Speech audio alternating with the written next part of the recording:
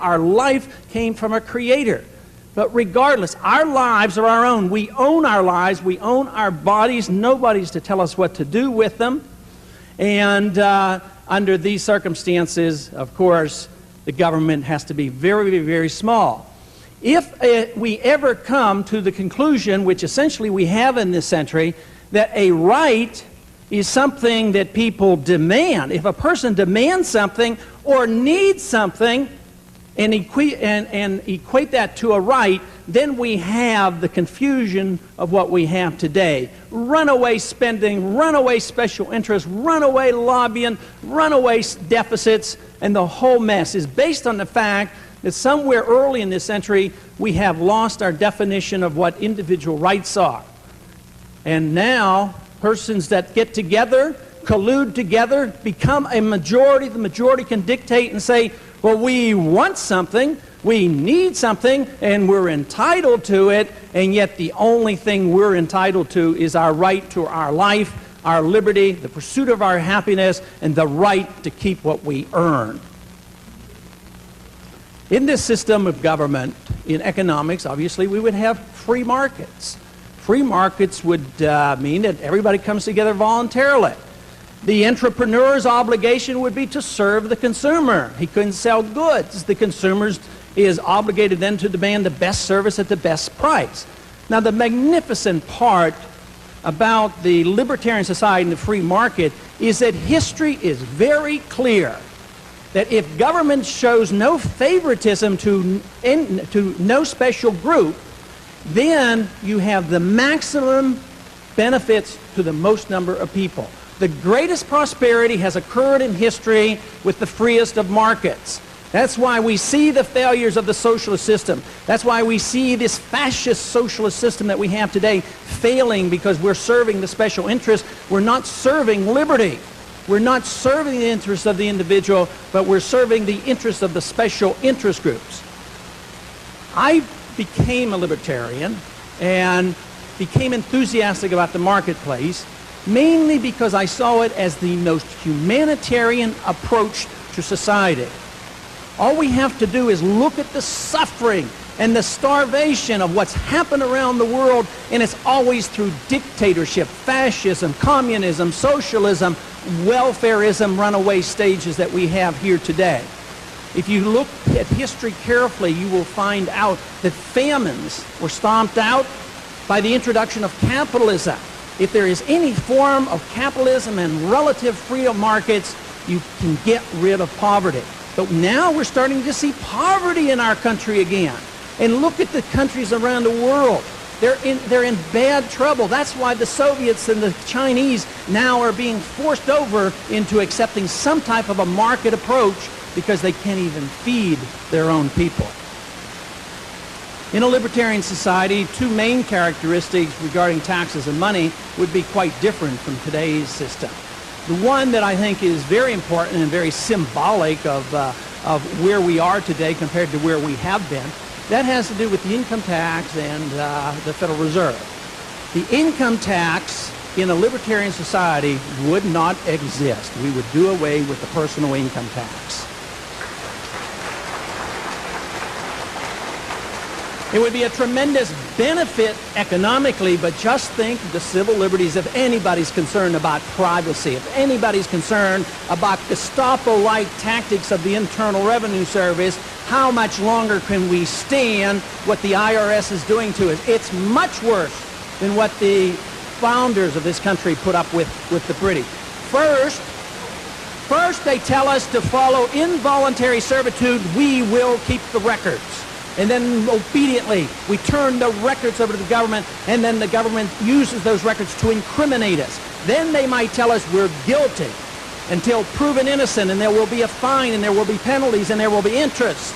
And then if we don't prove ourselves innocent, the burden of proof is on us. It is not constitutional. And then if we don't do it quickly, property is confiscated without due process of law and without protection of the Constitution. It is an invasion of the privacy of the individual, and eventually will destroy this country, and adding another 10,000 more IRS agents on the books won't help. There's already 35% of the American people today who don't even follow the income tax rules because they can't make a living otherwise. They have to have second jobs, and they're trying to take care of their families. The only way they can do it is to work in the underground economy.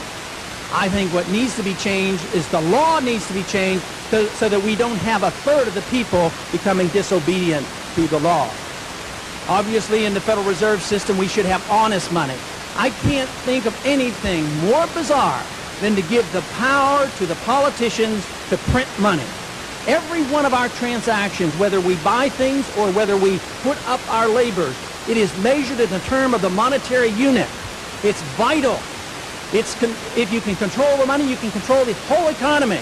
And yet, the politicians that we condemn endlessly have the power to spend as they want, and if they come up short, they print the money.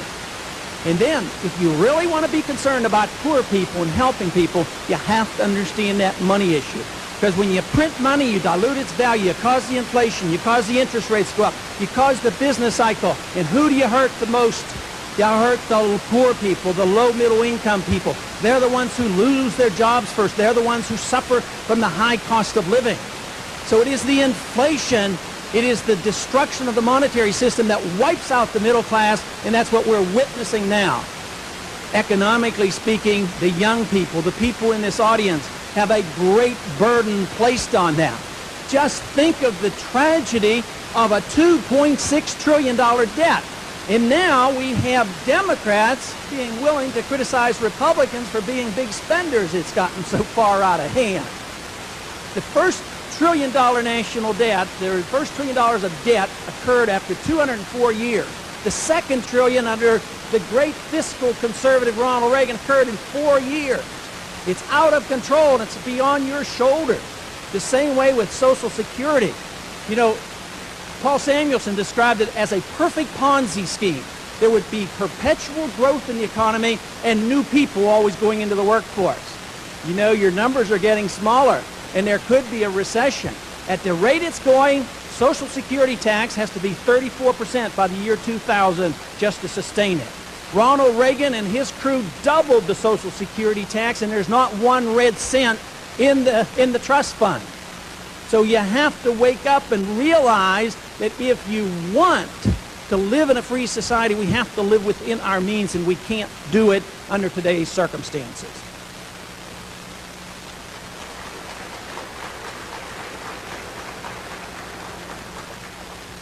In the area of civil liberties, if we apply this principle of nonviolence, non-aggression, voluntarism of all associations, we are the civil libertarians. We're the ones who protect all people's privacy.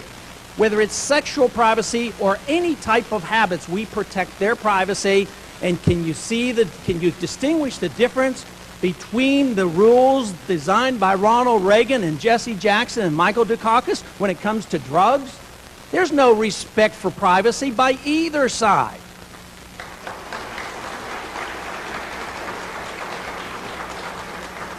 Isn't it rather amazing that when you turned 18, you had to obediently make the statement that state owned your life by registering with the government in case they needed you someplace around the world at the age of 18? But at the age of 18, they tell you you're not even allowed to drink beer. You have to wait till you're 21. There's something very wrong about a system like that.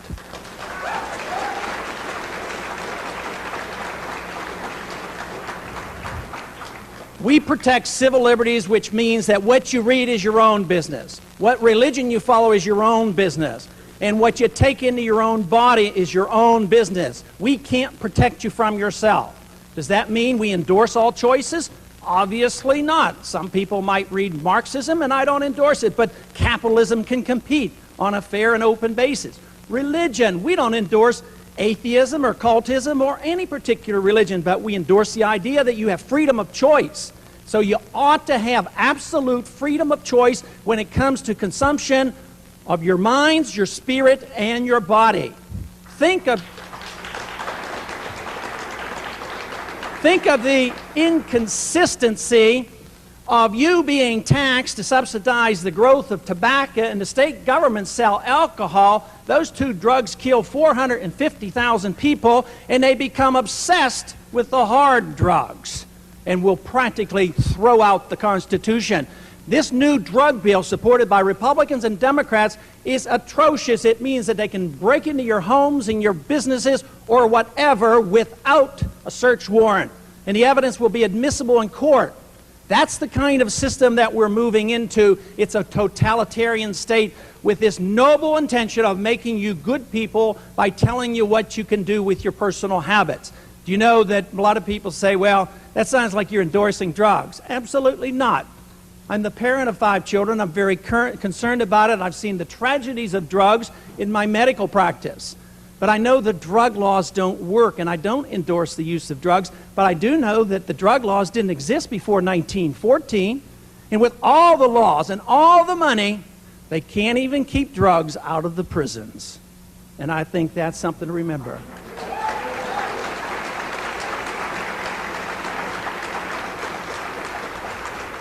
Our goal ought to be to put the drug dealer out of business, and believe me, if you didn't have the drug laws, the drug dealer's out of business right off the bat. He has no incentive to do what he's doing. And crime, what do you think will happen to the crime rate? The average addict commits 260 felonies a year to get the money to subsidize his favorite drug dealer. So crime rate will go down. Children would be less exposed because isn't it awful tempting for a young person to work at $400 a day than at $4 an hour? He's enticed because of the huge amount of money. This wouldn't exist if the laws weren't there. So the good people of the society who detest drugs for the right reason inadvertently have become the allies of the drug dealers. And I might add to the CIA as well.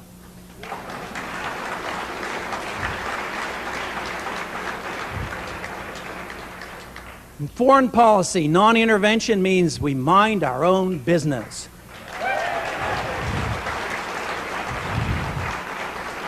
We design a foreign policy where we defend America, protect our liberty, which means it's time we brought the troops home. Non-intervention is the correct foreign policy. We could save a lot of money and we could still defend this country even better. Thank you very much.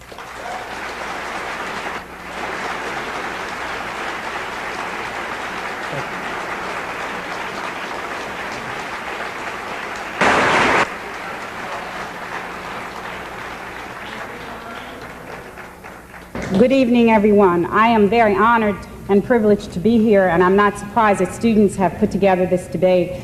I want to thank the Texas Union Student Issues Committee and also the Black Student Alliance. I am the independent presidential candidate who speaks for the Black agenda. I want to begin by telling you something about where my campaign comes from so that you will understand not only what I am doing, but where I am going. This campaign has emerged out of a close to 20-year dialogue in the Black community on the need for an alternative to the political parties of white corporate America. In 1972, the most significant Black leaders in America gathered in Gary, Indiana, for a national Black political convention. The gathering was hosted and co-chaired by Richard Hatcher, who was then mayor of Gary. He eventually became a chief architect of Reverend Jesse Jackson's 1988 campaign and was a major strategist of Reverend Jackson's 1988 primary run. In his keynote speech to the 1972 convention, Mr. Hatcher said, "We must emerge from this convention with an independent national Black political agenda, a dynamic program for Black liberation that in the process will liberate all America from its decadence. We are through hoping. We are through trusting in the two major white American political parties. No political party which represents the interests of America's giant corporations rather than the urgent needs of the people may enlist Black political power in its support. This convention signals the end of hip pocket politics. We ain't in nobody's hip pocket no more. We say no to the two American political parties. We shall no longer bargain away our support for petty jobs or symbolic offices. We emphatically reject the role of advisor to the party's governing circles. Advisors are impotent. We are strong."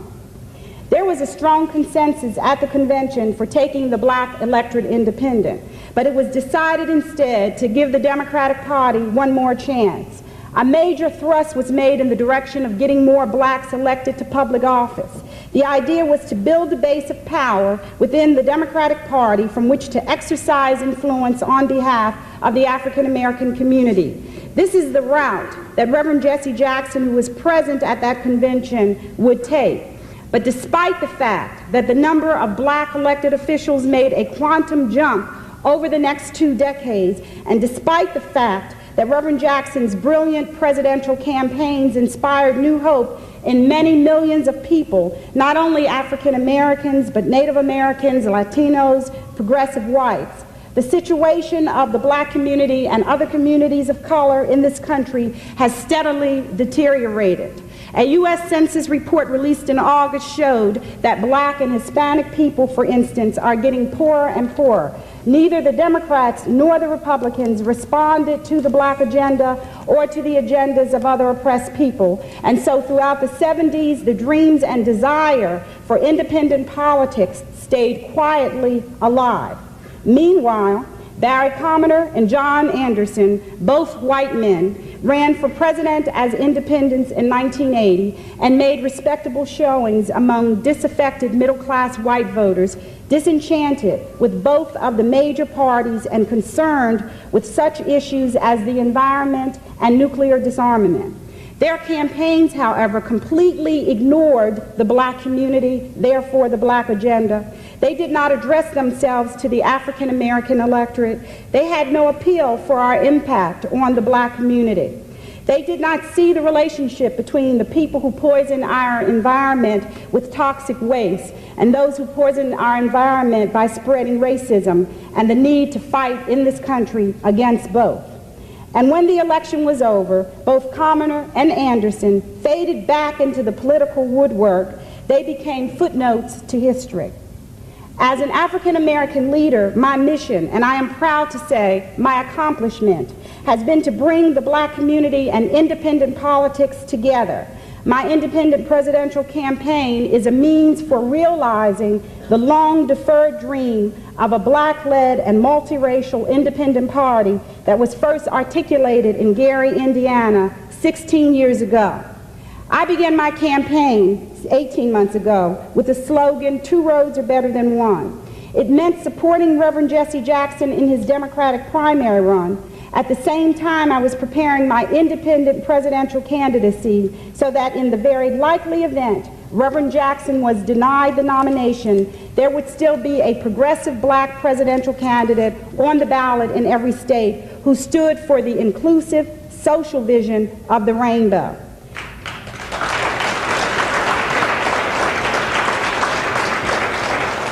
Reverend Jackson, as we know, did not receive the Democrats' nomination. I took the Two Roads plan out to the black communities of America, and they embraced it with passionate enthusiasm. For 21 months, they, along with our allies in the Rainbow Movement, have been moving with me to build and lead this crusade for fair elections that is forcing the black agenda for social and economic justice into the national political dialogue. A black agenda that represents the coming together of a people's agenda, embracing the Native American, the Chicano, the Puerto Rican, the Asian American, the Arab American, the gay and lesbian communities, and the woman's agenda. I am on the ballot in every state and the District of Columbia, the first woman and the first African American in the history of our country ever to run a 50-state presidential campaign. I am the first black woman in history ever. Clap. It was a lot of work.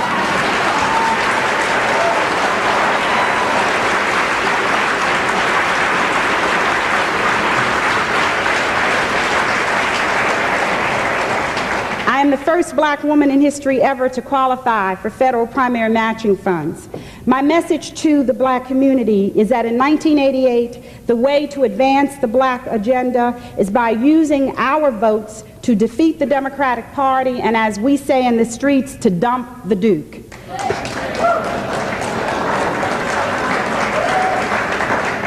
We need to teach the Democratic Party bosses a lesson they will never ever forget, which is that they cannot continue to take our votes for granted while giving us nothing in return. We are not a blank check constituency. By costing the Democrats the White House, we will force them to deal with the black agenda because they will not have any choice. If they want our votes, they'll have to deliver much more to the African American communities and our allies in the black-led rainbow movement than a definition of apartheid as terrorists and other symbolic gestures that are more of an insult to our people than a victory for anybody's agenda. Independent black leaders across the country, Dallas Deputy Mayor Pro Temp Diane Ragsdale, Dallas City Councilman Al Lipscomb, Nebraska State Senator Ernie Chambers, Minister Louis Farrakhan, the leader of the Nation of Islam, Reverend Al Sharpton, the founder of the United African Movement and an advisor to the family of Tawana Brawley, have stepped out to support my campaign because it is their campaign. In the words of Minister Farrakhan's national spokesperson, Dr. Abdul Alim Muhammad, we are part of a new generation of independent black leadership that is not afraid to try new solutions to very old problems. The African American electorate is hearing my message as well. A national survey of black voters now underway shows consistently that less than one-third of registered black voters support Mr. Dukakis. In New York City, for example, 43% of more than 3,000 people interviewed say they plan to vote for me. In Philadelphia, it was 44% in Chicago, 32%, and in Boston, 20%. Recently, the Atlanta Journal and Constitution conducted a poll which showed that Governor Dukakis' support in the black community is drastically lower than Walter Mondale enjoyed just 4 years ago. At Spelman College in Atlanta, a mock election was held last Friday, the day after I took part in a debate with representatives of Mr. Bush and Mr. Dukakis. With 886 students voting, it was Dukakis 62%, Fulani 34%. The implication of these figures is being recognized in a host of political circles. The author of a recent article in the respected Congressional Quarterly said that in swing states like Illinois and New York, I could cost the Democrats the White House. Political commentator Tony Brown wrote in his syndicated column that the black vote for me may pick the winner and the loser in November. Last Monday's issue of the Boston Herald carried an article called "Third-Party Vote, No Laughing Matter," which notes that in many states, some large, some small, the numbers will be so close between Bush and Dukakis that a third candidate can tip the scale. If I can make myself known to voters, says the author, my boast that we have the political clout to dump the Duke may come true. It's not a boast, but a very significant fact of political life. My independent presidential campaign is reshaping not only the 1988 election, but the face of American politics. By impacting on the election in this way, we are propelling into the mainstream of American political life a black-led, multiracial, and pro-gay party that expresses in ways in which the Democratic and the Republican parties don't and cannot the black agenda, the Native American agenda, the Latino agenda, the gay and lesbian agenda, the progressive agenda for social and economic justice and for peace that embodies the sentiments and aspirations of the majority of the American people. We are building an independent third party that is not symbolic, not fringe, but one that can compete for power with the two parties of straight, white, male supremacy, and we're building an independent party that can win. Thank you very, very much.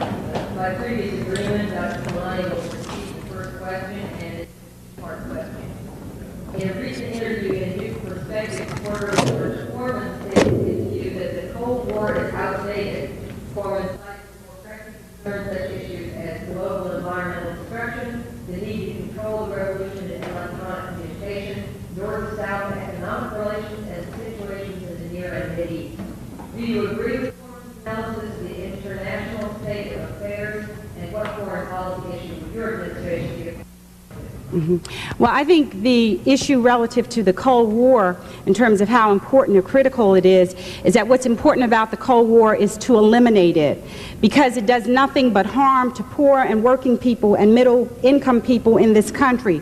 Basically, the Cold War was designed to maintain a heated-up military economy that makes profits for those with a financial interest in the arms industry, including members of the U.S. Senate. There's a book by Philip Stern called The Best Congress That Money Can Buy, and it shows a direct relationship between the millions of dollars that go through political action committees and from the military-industrial complex into the pockets of senators. Oftentimes money's coming from places that are outside of their states and the people that they represent.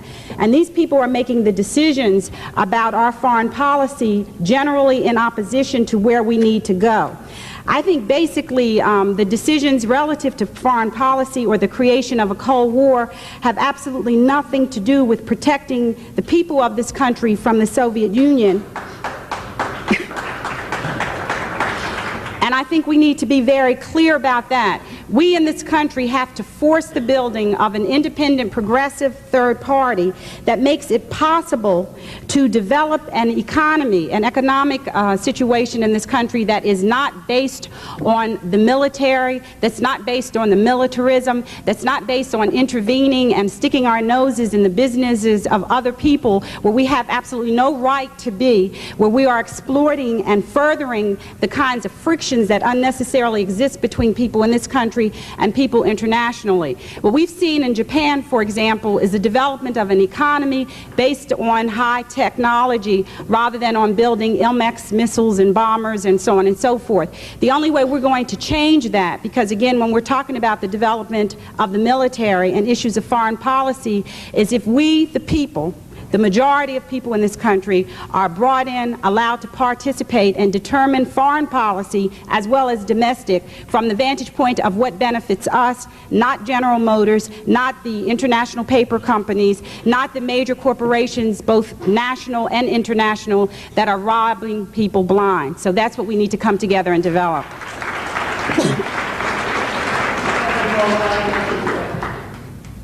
No, that'll be okay. I think there's a few things there that she said that I certainly could agree with. The Cold War is obviously a creation of bad policy, and it's absolutely unnecessary. The main reason why we have a Cold War is to serve the military-industrial complex. The whole idea that we're spending $300 billion a year defending against the spread of communism, it should make us ask the question, why are we sending subsidies to the Soviet Union? You know, if they're the monster, under Ronald Reagan, who's supposed to be the strong anti-communist, under this INF treaty, we're increasing subsidies to the Soviet Union. It doesn't make any sense whatsoever unless there is some design there, and obviously the design is for some people to make a lot of money under the tensions that are created.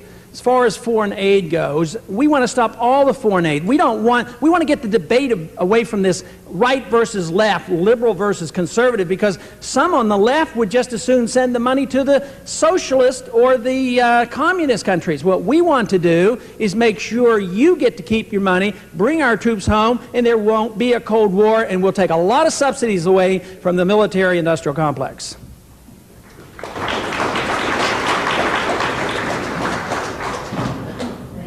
Your respective views about the role of the federal government in the economy have been constructed from many sources. What evidence from United States history can you point out that has influenced you toward your conclusions in this regard? It's real hard to hear the questions because I'm behind you. Say your last sentence, if you would, please. What evidence from United States history can you point to that has influenced you toward your conclusions in regard to okay. Yes, obviously I'm a free market person, minimal taxes, hard money person, and there's been a lot in our history that has influenced me toward that. And I think it's, of course, the introduction of study in Austrian economics, which is the only school of economics that can explain the business cycle, which has been available only in this century. We have made great progress from the time of Adam Smith because Adam Smith was refuted by the Marxists in the mid-19th century, but now the Austrian free market economists have refuted all the socialists and all the Marxist theology and philosophy. What we believe is that if the market is free, people will prosper. And all we have to do is look at the complexity of the business cycle, and we find out that the boom of the 20s was caused by expansion of credit. The crash was brought on by the Federal Reserve for who knows what reason. The Depression was precipitated and it was prolonged by government action. It's very, very clear. But we as a nation turned around and said, no, it was capitalism and the gold standard that brought this poverty of the Depression. And yet it was government intervention, especially the manipulation of the economy through the money system. And it is very clear since that time. What did we do since 1913 to 1971? Very clearly, we undermined the soundness of the monetary system so that we could give power to the politicians and the bankers and the business people who get to use the money first to control the monetary system. They get the money first. The money has more value. They make the profits. Then when it filters down to the people over a couple-year period, they get the high prices and the unemployment, and nobody can identify the victims. So it is precisely the 20th century in particular, in association with the understanding of the Austrian explanation of the business cycle, that has convinced me that if we want prosperity in this country, we have to have a free market system of economics, minimal taxes, elimination of the income tax, and a hard money system, not a political monetary system of paper.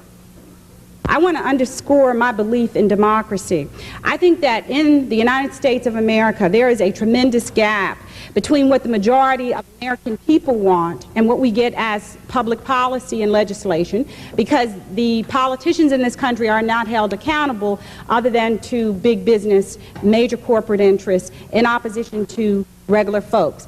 So what I want to do is to create a situation, that's why my campaign is a fight for fair elections, where we bring the people of this country into decision making about the economy, about our foreign and domestic policy. I want us to be able to ask questions like, do we want to spend millions of dollars on the creation of MX bombers or on tax reductions for corporate America at the expense of education, jobs, health care, and housing in the United States? And I'm willing to go with majority rule because I have a lot more respect and trust in what the American people would decide about that than I do with the handful of wealthy white men who run both parties.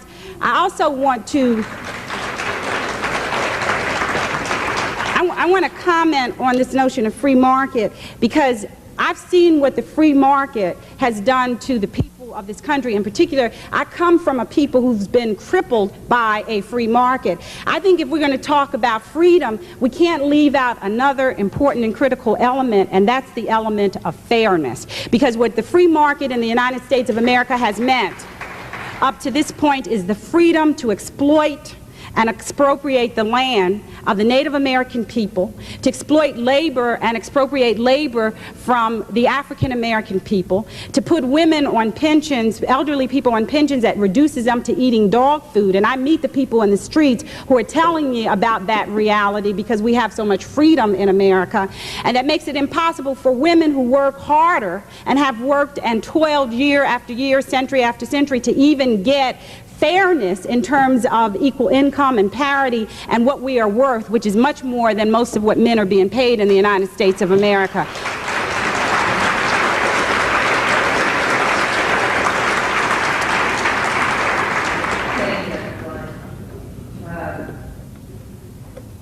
Each year, the United States fits more neatly the description of a multicultural society. In 1986, white males made up less than half the workforce, and in the year 2000, they're expected to comprise of 39%. By 2020, one-third of the American population will be non-white, and 80% of the workforce will be women, people of color, and immigrants. What do you believe are the most significant implications of this trend for American society, and what does the government need to do to prepare society for this transition? Well, the one thing is that the government is not supposed to be regulating trends. The government can't do this. What the government can do is preserve and protect individual liberty.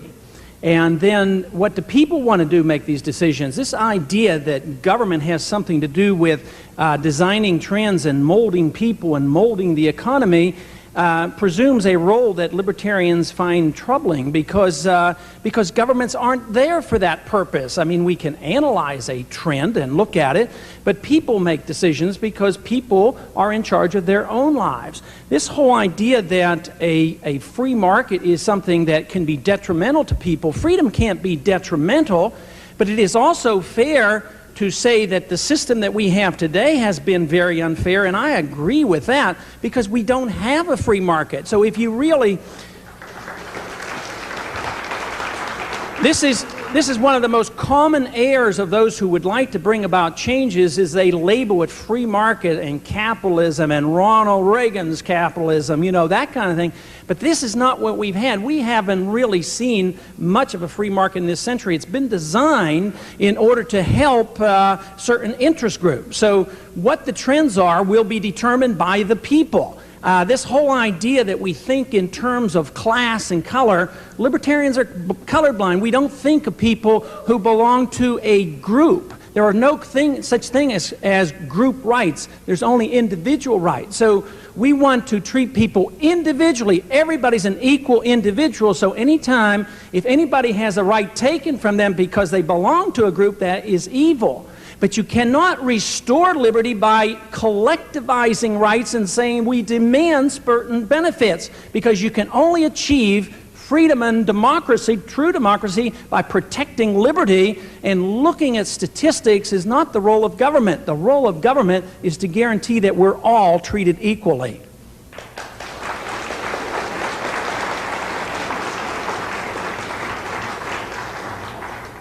When people talk about the government in this country, you would never know that it was made up of people.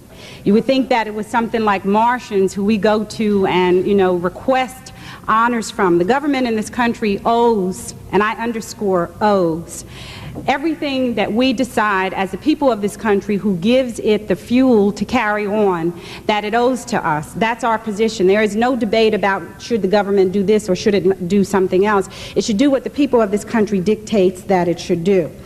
I want to, this notion of people being colorblind, I actually took my son when he was about 5 to a school. I was about to put him in, and I asked the principal how many black teachers were in the school, and she said to me she didn't know because she did not pay attention to colors. So I told her I wasn't about to put my child in a school where the principal didn't even know their colors. This notion of being colorblind in the United States of America, where people of color are raped, attacked, undermined, stolen from, mistreated, and excluded, is an outrage. It would be one thing if we all started at the same point as our founding fathers did, but some of us, unfortunately, were related to as our color under slavery. Some of us, like the Japanese, were locked up in concentration camps. Somebody in this country is paying a hell of a lot of attention to what color people are. So we need to do something about it. In direct response to the notion of the growing numbers of people of color and people who've come from other parts of the world into this country of ours, many countries that unfortunately we've exploited and destroyed as a government, not as a people, I want to make one clear observation that you would never know by looking at national TV in the debate last Sunday, that there was anybody else in this country other than wealthy white men.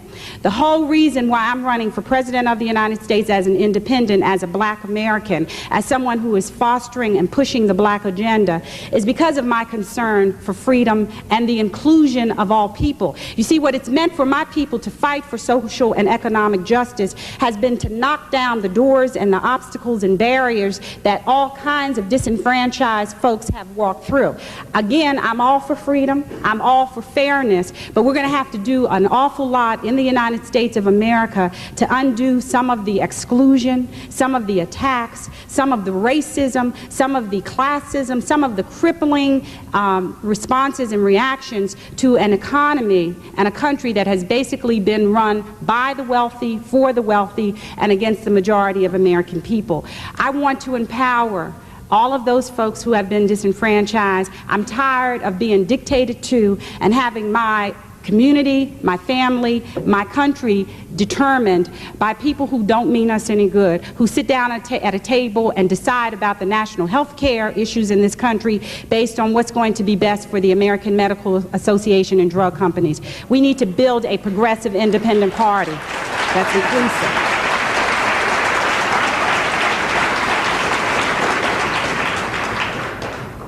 So George Bush and Michael Dukakis have pledged to be education president. What would the president have to do, in your view, to merit that pledge? One thing they'd have to do is stop being dumb.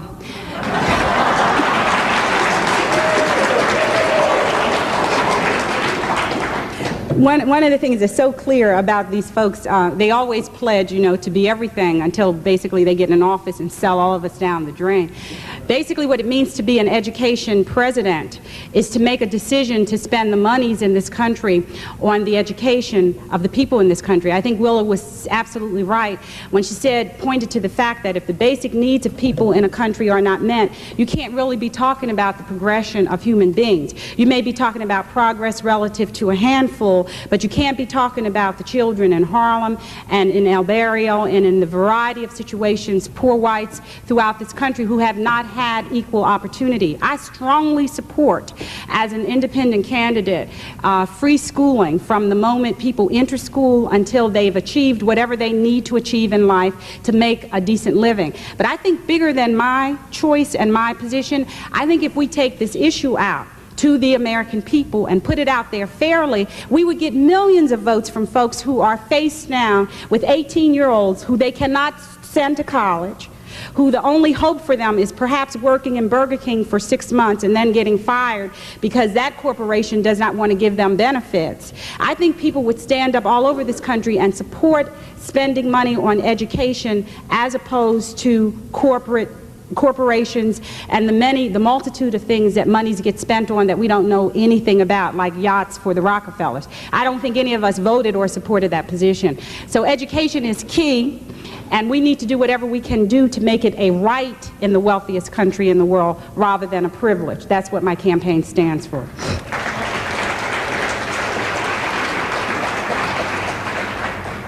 I have never met anybody that advocated monopolies. The free market prevents monopolies because of the competitions.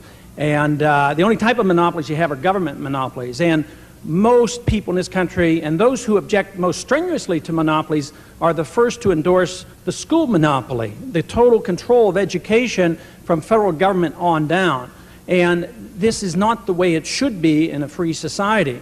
All it does when government gets involved is they push up the cost of education. So if you wonder why the cost of education is going up, it's because government is more involved in education. The distribution isn't getting any better. The quality isn't getting any better. There's not more money for education. Matter of fact, you have to borrow more money than ever before because the cost is going up. This is the same in medicine. The government's involved with the distribution of 60% of medical care.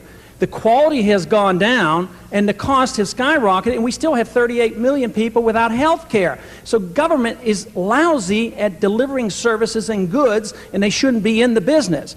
Ronald Reagan tested this position in 1980, and he was overwhelmingly supported to get rid of the Department of Education, and I think that's what we should do. We should get the federal government out of education because they haven't really served the people.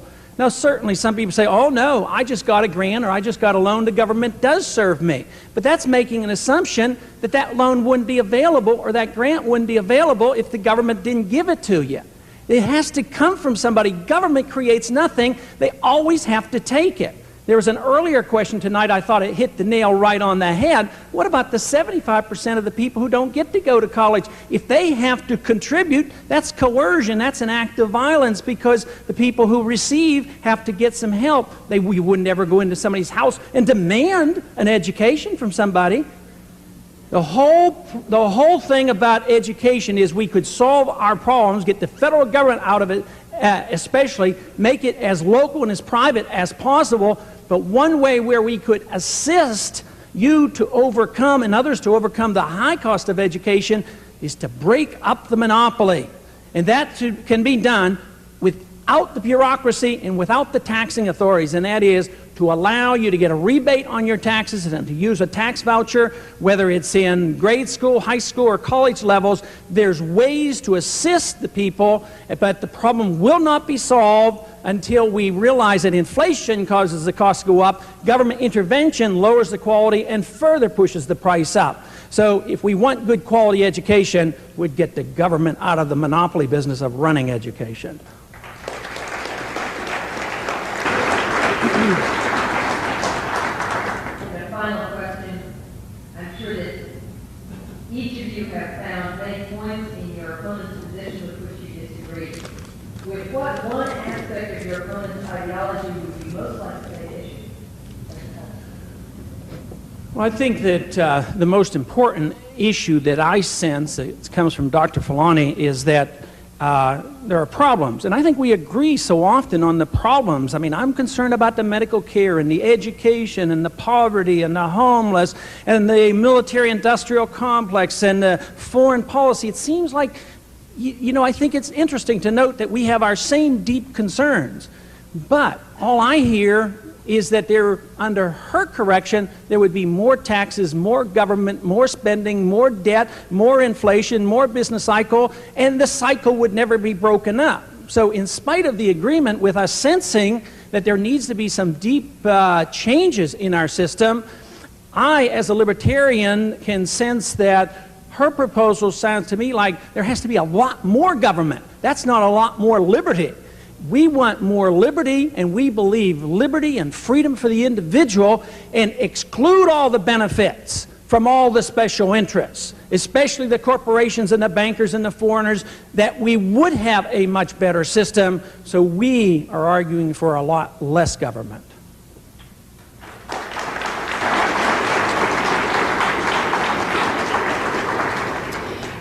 What bothers me most is that as a libertarian, Dr. Paul says he stands for freedom.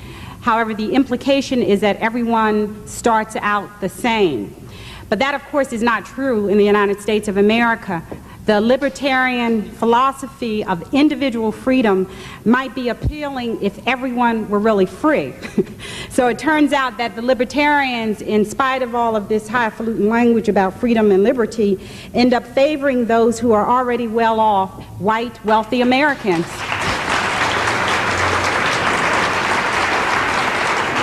So I give a challenge to the party around the importance, the libertarians, around supporting a massive redistribution of wealth in this country as a precondition for the instituting of libertarian social policy, and I'll be right down with them. So will millions of people in this country.